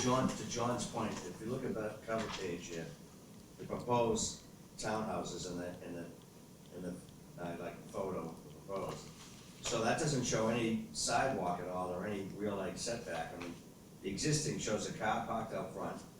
And then I'm not sure if there's a sidewalk in there or not, but like to John's point, to try and, like looking at that picture there, to try and put 10 or 15 of those rolling trash barrels in the front there, is there any type of sidewalk or setback or curbing or where is? Yeah, we Like have- that, go back to that picture you just said there. I think the sidewalk ends. See that? Public street. Yeah, Right, so there's no sidewalk there, it's just public street there? Yes. Sidewalk, public street. So the sidewalk is public. Yeah, east side, one public. So you're gonna have the barrels on the sidewalk, all 10 of them right there, is that what you're saying? yes. Yeah, that's. Again, we're gonna have time with the peer review and all that, so we'll get a better, I don't know if we call it a trash plan, but we'll have a better plan next time we come back for how we're gonna line those barrels up. I'm confident we'll find a way. Okay, could you just go back to the site plan? I just have a couple of questions myself. Sure. too. So, I guess, so car, oh, you just had it. Car backing, yeah, so I think you had it, maybe it was the landscape plan, then that would be better. I just think that cover page, yeah, that's great. Yeah. So car backing out of that first unit, it just seems very tight. Somebody turns into that, into the property, and you have a car backing out right there. I mean, it doesn't look like there's even space to queue one car there. We have the proper turn radiuses and everything right there, Chief? Yeah, the driveway opening is 20 feet, but as you go into the properties, it widen up, we have a 24-foot driveway. So I'm thinking more about the conflict point. So if you had the length of a car, right? So if a car was backing out or backing into that, I guess backing out from that front garage, it's creating a conflict point right when you get onto the property that I would just say is a little bit of a concern. Okay. Okay. Is there a place for, dog walking or, pet relief area on site? Yeah, we have over like 1,000, square feet per dwelling unit for green space. So there's plenty of green space there, for people to be able to take their pets out. Okay. I mean, we satisfy that with the zoning requirement by like over 300 feet. And then I guess just two comments. So one, I would like to see more landscaping. I mean, More trees and, yeah. you got 5 trees or, and that might even be generous because, a couple of those, one's a holly. But, I mean, you got that back corner where there's nothing. And I understand that can create some conflict points Yep. for snow storage, but I would say the landscape plan's a little bit anemic. And just feedback, I think 5 is too big for the site.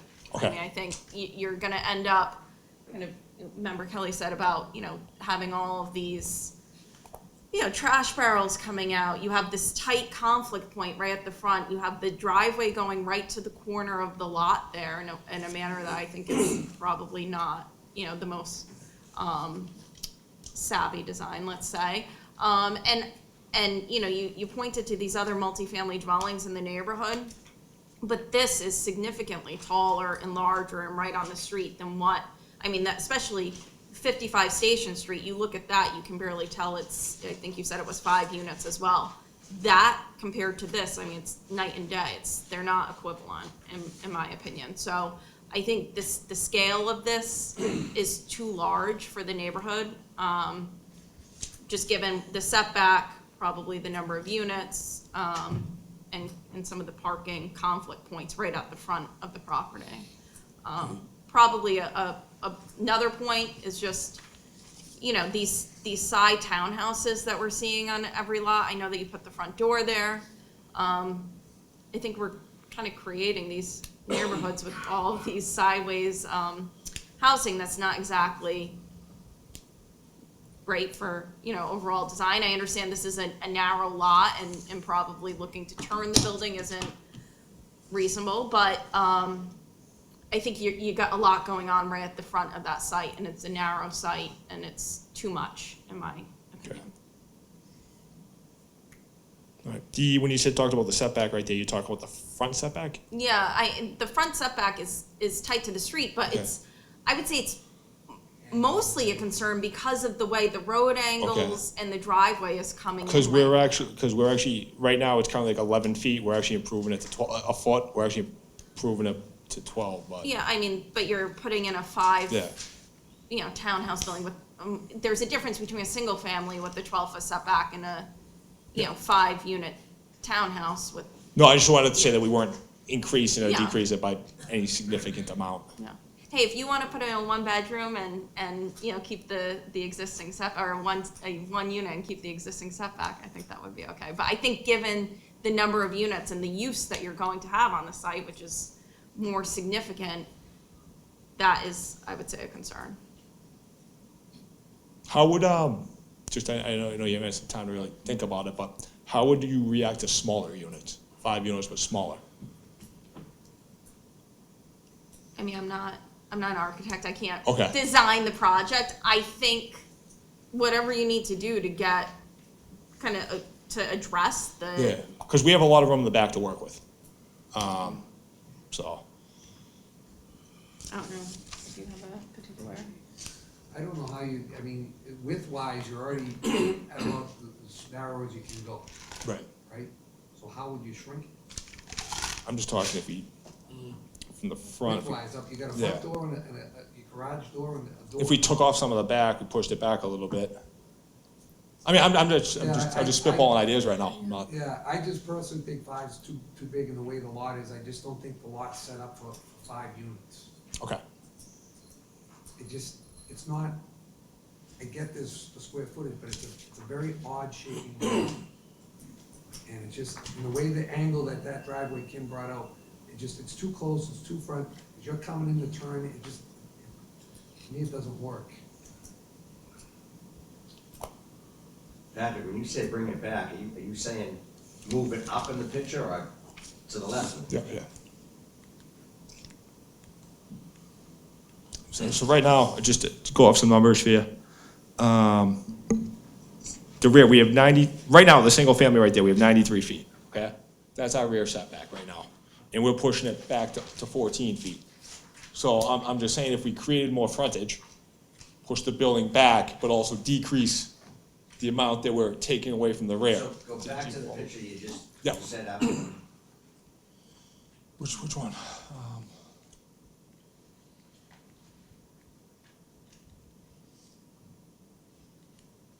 The one that showed the entrance and the driveway Sure. coming in off of the Yeah. street. So. That one there? Yeah, okay, Yeah. so where are you gonna push this? Up in the picture, or to the left in the picture? I don't understand what you're. So, right there. So we're building out in the back, right? So I'm saying if we cut off 1 unit? Yeah, that would work. I know, I'm just trying, I know Yeah, what you're right there, saying. yeah, so- here it was right there on the line. So I'm saying, right now we're 14 feet from the rear setback, right? It's 93 now. So if we bump it back, but we don't go back as far, you know, we can try to do some stuff. Bump it back, but don't go back as far? Yeah. That's confusing. Bump it back in the front, but not go back as far in the rear. So make the units narrower to try and. Yes. I mean, I'm just going like, Yeah, yeah. I understand, I understand. What are you making, 2-bedroom units? I mean, so, No, I'm just, Yeah. if you're gonna shrink them, I'm just trying to figure how you're gonna, it does take a whole new design, Patrick. Yeah. You know, council. Yes, member.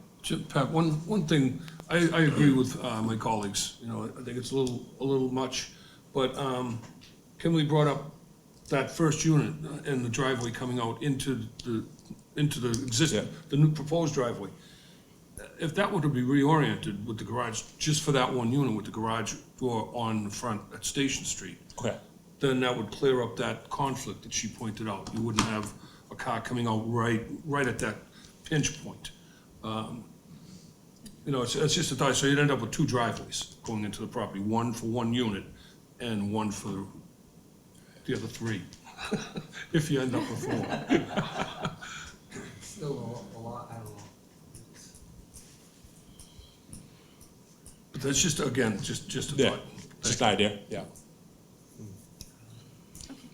Oh, yeah, public comment, so thank you. Thank you.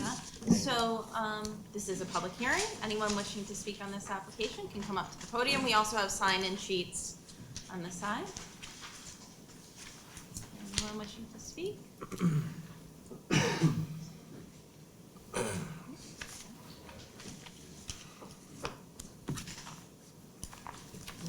Hello. My name is Margaret Lombard. I actually sent a letter in, so I actually am in favor of the project, mostly because what's there is you know, it hasn't been touched in a long time. And I was thinking about the garbage situation, and I own 2 of the condos next door at 55 Station Street, my husband, and everybody puts their garbage out and takes it in, and it's not a big deal. I don't know how it will work here, but I don't think that the garbage is a big deal. And I don't know if you want to read Oh, I will. my I will. letter, Yes. and then I won't have to repeat myself. Yes, oh, yeah, we'll read But it. basically, I'm in favor, and I'm not sure exactly what else I want to add. But Okay. I think I I'll read it in. expressed myself there. Thank you. Great. And I kind of like your idea about turning that. I like it. But I don't think 5 is too much. I know you guys don't, but I think it'd be all right. Thank you. Anyone else wishing to speak on this application? Councilor Devine. Preemptively this time. I don't have too much to say, but, James Devine, 117 Cross Street. I heard about lighting. I'd just like to request that the light is, like down lighting, you know? Kind of fancy stuff, like, not fancy, but, Compass Medical did a really good job of illuminating their whole property. The place is very well lit, but there's no overspray of light going anywhere else, so just a small, simple request. Thank you. All right. Any more comment? No. Okay, so I will read the 2 letters that we received. And the first is from Margaret Lombard, who spoke. Dear Madam Chair and Planning Board members, we are writing in favor of the proposal to build 5 townhouses at 45 Station Street. As owners of 2 of the 5 condominiums next door at 55 Station Street, we are happy to see investment and improvement in the neighborhood. The existing single-family dwelling, though at one time state-of-the-art, has long since reached the end of its useful life. There had been virtually no upgrades or even upkeep of the property in decades. The new proposal seems well considered. 12 parking spaces should be more than adequate for the 5 units, especially considering that the lot is located within a mile of an MBTA station. The generous layouts of the units themselves should attract interest from many qualified buyers, thus creating a win-win-win situation. A win for the buyer, a win for the seller, and a win for the neighborhood that will benefit by improved property values. Not to mention that improved property values also benefit the treasury of the city of Quincy. We appreciate the work the planning board does to ensure that Quincy grows in a sustainable and responsible way. We look forward to continuing growth. And that's from Margaret and Brendan Lombard.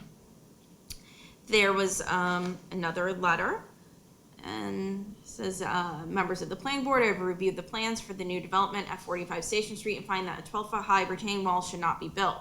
The 12-foot high retaining wall is not shown with a specific setback from the property line. The property line on the back side of the parcel emits an angle point as shown on abutters plans attached. This would correct the shown encroachment of a chain link fence.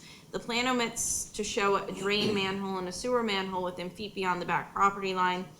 The survey plot plan does not show any monumentation bounds along Station Street. There are no interior angles shown nor any bearings along the parcel boundary.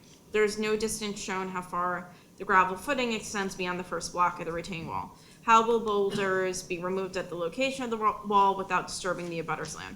Overall, a 12-foot high retaining wall should not be approved by the planning board. And that's sincerely Michael, can't see it, he signed over at Litello or Lateno, 25 Hines Street. He did submit a plan. Okay, so I don't know if you want to address any of those comments right now or continue for the. Okay.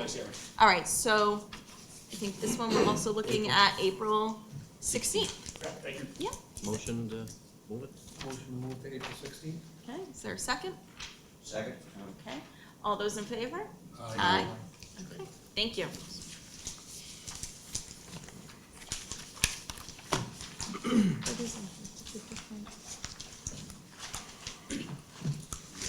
Property line. Yeah, Pat, sorry. Hey, Pat? Yep. Real quick, did you get a copy of this correspondence? Oh, that's, They're giving a plot correspondence, plan, but there was a too. plan showing what he was referring to. Have you seen that? All right. Joe, we got a copy of that? We'll email that to you tomorrow. All right. Thank you. All right. Thanks, guys. Oh, yeah. Hey, Jim. All right, so we have business meetings. So new business, 150, 152, and 156 Quincy Street. Oh, yeah, planning board case number 2024-11. Planning department recommendation, confirmation of January 15th, 2025 planning board approval. This, everybody will recall, we did vote in favor of this grant at the last January planning board meeting, and so this is just identifying what the department's recommendation is relative to this property and what we voted favorably on. Correct, yeah, the department supported that vote at the last meeting. NeighborWorks is a nonprofit agency doing, admirable work. They have to pursue additional grant funding. We were pausing on some final comment letters. They did come in, no major issues. So the department was able to go ahead and complete its recommendation. I have it here to read as I customarily do. A question came up internally, though, where the board has already voted to endorse the project.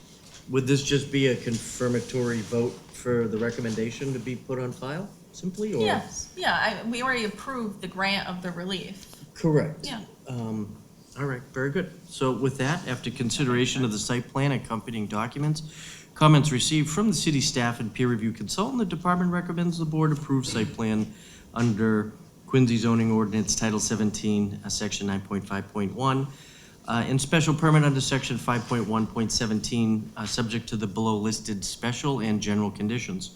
Special condition 1, the applicant shall obtain all applicable findings, variances, and special permits if needed from the City of Quincy Zoning Board of Appeal.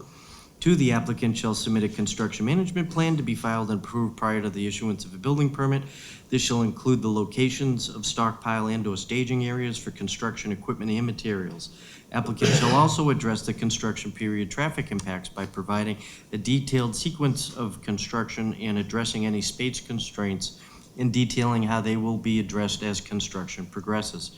3, the applicant shall perform soil tests during construction to verify underlying soil conditions. Any modifications to the stormwater management system due to differing soil conditions shall be submitted to the planning department and Department of Public Works for review and approval. 4, the applicant shall reconstruct the existing wheelchair ramp and the sidewalk along the entire property frontage along Quincy Street with cement, concrete sidewalk, broom finish with border and tool joints. The granite curbing as specified by the Department of Public Works. Prior to the issuance of a building permit, the applicant shall perform a water flow test with the city's water department. 6, the existing pipes, sewer main, manholes on Quincy Street shall be inspected with television pre- and post-development in order to check the condition of the system. Television report and clips shall be submitted to the city engineer for assessment. 7, 1 week prior to any land disturbance activities, the applicant shall conduct an on-site inspection with the city of Quincy and/or its designated representative to observe erosion controls installed at the site and review the erosion controls anticipated to be employed during construction. 8, the city of Quincy and the city's designated representative shall observe the construction of the stormwater management system at the following times: upon completion of excavation, upon completion of chamber and crushed stone installation, and prior to backfill. Applicant shall provide at least 72 hours notice for said inspections. Prior to the issuance of an occupancy permit, the applicant shall submit an operation and maintenance plan for the project stormwater system, which shall include the location of all stormwater BMPs in each drain, along with discharge points, snow storage areas, and identification of winter salt and/or sand use restrictions, if any. Inspections shall be conducted by a civil engineer or environmental scientist. Records of inspections and maintenance shall be up to date and available for review and inspection by the Department of Public Works. The maintenance plan shall be recorded at the Norfolk County Registry of Deeds prior to the issuance of an occupancy permit. 10, the applicant shall provide the Quincy Health Department a pre-demo survey. For any potential asbestos-containing materials conducted by a DLI-certified inspector. If ACM is present, it must be removed by a licensed contractor, and a post-abatement inspection must be performed by a DLI-certified project monitor. A pre-demolitions inspection of both structures shall be performed by the Health Department. 11, the applicant shall consult with the Quincy Health Department on noise mitigation measures for construction-related noise-generating activities to comply with local and state regulations. 12, the applicant shall submit a written rodent control plan to the Quincy Health Department for review and approval prior to any site activity. Said plan must be designed for the duration of the project and include at minimum the following: name and contact information of a licensed pest control operator to be retained by the project proponent for the duration of the project. Scope of the proposed plan for the control of rodents, including number, location, and monitoring frequency of bait stations, as well as the anticipated length of service. 13, the applicant shall develop and submit a written dust control plan to the Quincy Health Department for review and approval prior to any site activity. Said dust control plan is to be implemented during any site activities to ensure compliance with state air quality regulations. 14, the applicant shall install stone or concrete survey monuments to delineate the public right-of-way. The monuments shall be set by a professional land surveyor. 15, upon completion of construction, the applicant shall submit a report including certified as-built plan from a professional engineer or surveyor, certifying that the stormwater management system has been constructed in accordance with approved plans. The report shall include a certification that the excavations of the proposed system were inspected prior to backfilling. The applicant shall also provide to the city engineer the digital file as-built plans showing all utilities, building footprints, reference bounds, and benchmarks defining the total site, facility, and rights-of-way, along with an AutoCAD file. The as-built plan shall be in Mass State Plane Coordinate System. The plan should be stamped and signed by a professional land surveyor or professional engineer. Upon completion of the project, the applicant shall submit a stamped affidavit from a registered professional engineer that all utilities are constructed as designed and no illicit connections are found on the completed project site. And that would complete the department's recommendation. Okay. Would you like us just to? Just, I guess, endorse? Yeah. Endorse So the we'll- recommendation we'll- as part of the board's prior approval last month on project 2024-1. Okay. A motion to endorse? Okay. Second? Okay, all those in favor? Aye. Any Great. opposed? No. It's unanimous, okay? And then, Yes, all so right, yes, go. 2 A&R plans are on the agenda this month. One's an interesting one. It's 137 Sagamore Street. This was a result of a land court case where they wanted to use the plan of record and an A&R plan. We've got commentary from the solicitor as well as the Director of Inspectional Services. So that plan is in good order. We worked with Kimberly on that one. The second case was 83 Bird Street.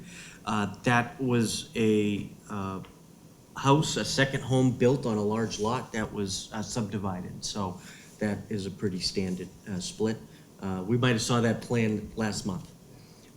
The full application has been accepted, and this is, we're discussing it now as a receipt by the board. It's one of the functions under the Subdivision Control Act, is these, there's no action required as long as they're in good order, but this board sees it on their agenda, so it happened, it existed.